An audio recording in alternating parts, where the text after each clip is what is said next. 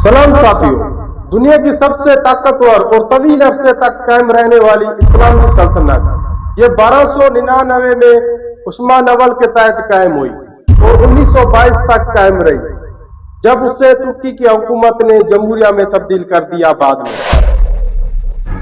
Tunis, अलजायर, मिस्र, Libya, Yemen, Saudi Arab, Kuwait, अर्दन, इराक, फलस्तीन, इसराइल, लेबनान, शाम, तुर्की, यूनान, Bulgaria, Albania, Macedonia, Serbia, Kosovo और हंगरी, कभी ये सब मुल्क एक सल्तनत में शामिल थे और इसको सल्तनत उस्मानिया कहते हैं, द ओटोमन एम्पायर। ऐ मुसलमानों, मायूसी से निकलो।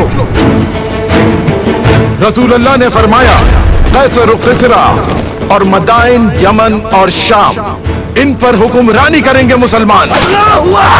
उसके बाद ये भी फरमाया कि जरूर फतह होगा कुस्तुनतुनिया। हम तैयार हैं मेरे सुल्तान। 6 सदियों और 3 बराज़मों पर यह सल्तनत कैसे फैली और सुपर पावर बनी और फिर कैसे शीशे की तरह टूटी, और आज इसकी दास्तान खुद को खुद बयान करती है।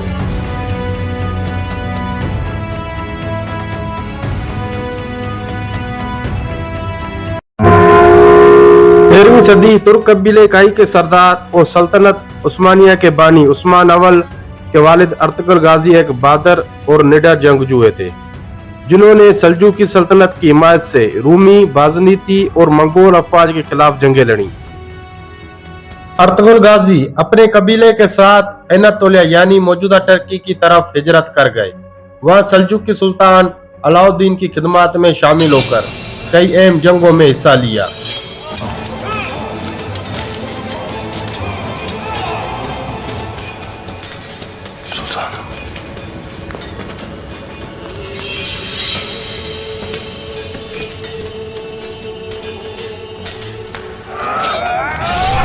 अर्तुगरुल ने बाज़ंती सल्तनत के खिलाफ कई जंगें लड़ी और कई इलाकों को फतह किया और उन्हें सोगूत का इलाका दिया गया, जो बाद में सल्तनत उस्मानिया का पहला दारुल हुकूमत बना।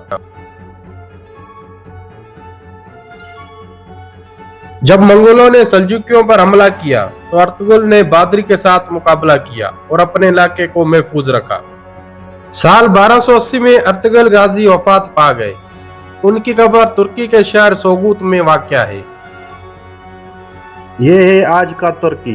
हजारों साल पहले इसे अनातोलिया कहा जाता था। इसके ईस्ट में सल्जूकी सल्तनत कायम थी। ये सारा इलाका रोमियों के कब्जे में था और यह तुर्की नस्ल से ताल्लुक रखते थे।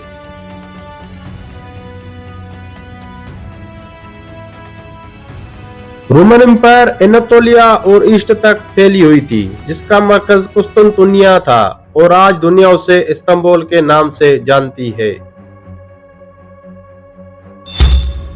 साल 1300 तक बाज़नीती सल्तनत अनातोलिया में अपने बहुत से इलाके इन गाजी अमरतों के हाथों खो बैठे। कहा जाता है कि जब अर्तुगरुल हिजरत करके अनातोलिया पहुंचे तो उन्होंने 2 लश्करों को आपस में लड़ते देखा, जिसमें से एक तादाद में ज्यादा और दूसरा कम था, और अर्तुगरुल ने हमदर्दाना तबीयत के बाइस छोटे लश्कर का साथ दिया और 400 शेर सवारों के साथ मैदान जंग में कूद पड़े और शिकस्त के करीब पहुंचने वाला लश्कर अचानक इमदाद से जंग का पांसा पलटने में कामयाब हो गया। अर्तुगरुल ने जिस फौज की मदद की वो दरअसल में सल्जूकी रूम का लश्कर था। इस फतह के बाद अर्तुगरुल की खिदमत के पेश नजर उन्हें इसके शहर के करीब एक इलाका अता किया गया। 1281 में अर्तुगरुल की वफात के बाद इस इलाके की सरबराही उस्मान अव्वल के हाथ में आई, जिन्होंने 1299 में सल्जूकी सल्तनत से खुदमुख्तियारी का ऐलान करके उस्मानी सल्तनत यानी ओटोमन एम्पायर की बुनियाद रखी। उस्मान अव्वल ने इस छोटी सी सल्तनत की सरहदें बाज़नीती सल्तनत की सरहदों तक फैला दी और फतह के बाद दारुल हुकूमत बुरुसा मुंतकिल कर दिया। ये उस्मान अव्वल की डाली गई मजबूत बुनियाद ही थी कि उनके इत्साल के बाद एक सदी तक अंदर उस्मानी सल्तनत मशरकी और बेरिया रूम और बल्कान तक फैल गई। सल्तनत की फतवात का सिलसिला उस्मान के जानशीनों ने जारी रखा। साल 1402 में तैमूर लिंग ने एनातोलिया पर हमला कर दिया اور عثمانی سلطنت کو شکست سے دوچار کر دیا۔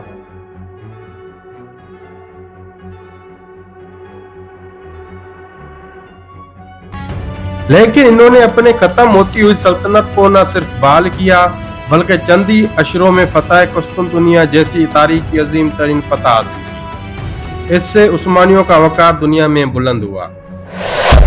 سلطنت عثمانیہ کا دوبارہ بحالی کا سہرا بایزید بلدرم کے بیٹے محمد اول کے سر جاتا ہے۔ فتح قسطنطنیہ ترکوں خصوصاً عثمانیوں کی تاریخ کا سنہری دور تھا۔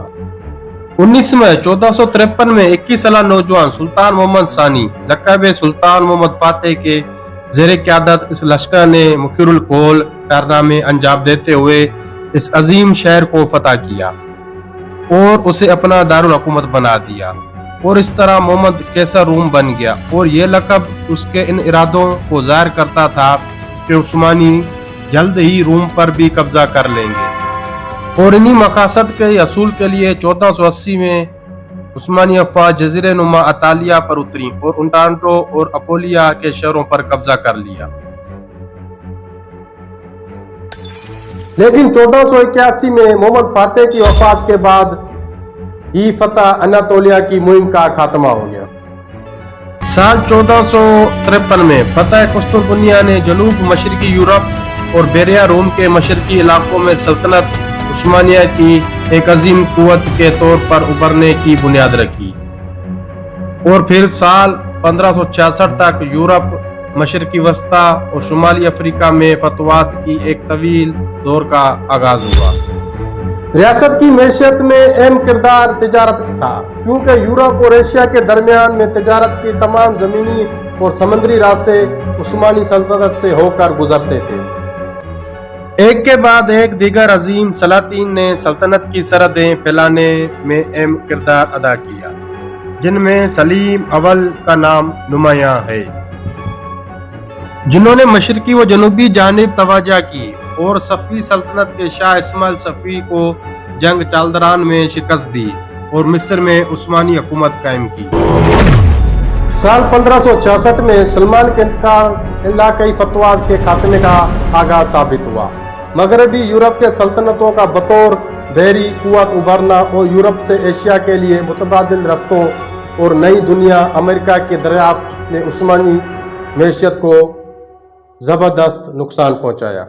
اسی دور میں جنوبی یورپ میں اسپین کے فلپ ثانی کی زیر قیادت کیتھولک قوتوں نے بیریا روم میں عثمانی بیریا کی قوتوں کو نقصان پہنچانے کے لیے اتحاد بنا لیا۔ ان تمام مشکلات کے باوجود 1683 میں جنگ ویانا تک سلطنت کے فتوحات کا سلسلہ جاری رہا۔ 1571 میں جنگ لیپاٹنو میں شکست بیریا روم میں سلطنت کی برتری کے فوری خاتمے کا باعث بنی، اس لیے متحد ملکوں نے جنگ لیپاٹنو میں شکست کو عثمانی سلطنت کے زوال کا اشارہ قرار دیا ہے۔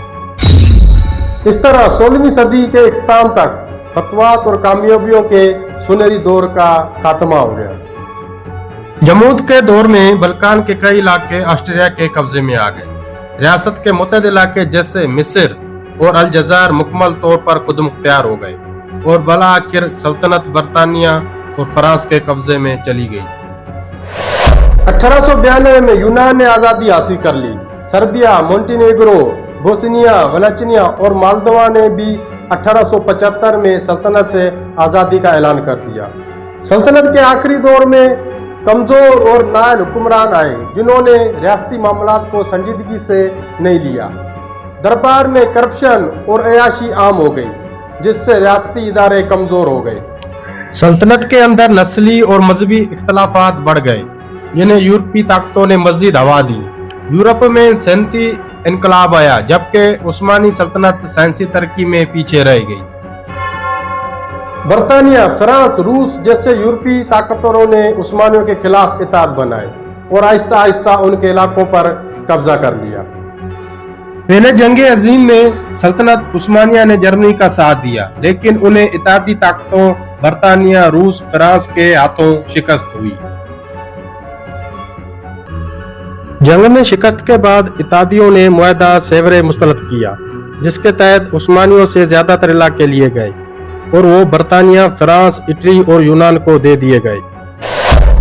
तुर्क कौम परस्त रहनुमा मुस्तफा कमाल अतातुर्क ने उस्मानियों के खिलाफ बगावत कर दी और 1922 में खिलाफत खत्म कर दी। 3 मार्च 1924 को खिलाफत को सरकारी तौर पर खत्म कर दिया गया और आखिरी खलीफा अब्दुल अमीन सानी को जलावतन कर दिया गया। Cumhuriyetin için onun yüzünü doldurdum. En büyük bayramdır. सल्तनत उस्मानिया का खात्मा मुसलमानों के लिए एक तारीखी नुकसान था जिसके असरात आज तक महसूस किए जाते हैं। दोस्तों, मैं उम्मीद करता हूँ आपको ये वीडियो बहुत पसंद आई होगी। अगर आपको ये वीडियो पसंद आई है तो चैनल को सब्सक्राइब करें, लाइक करें, शेयर करें। तो मिलते हैं एक नए टॉपिक और एक नई स्टोरी के साथ बहुत जल्द। अल्लाह हाफिज।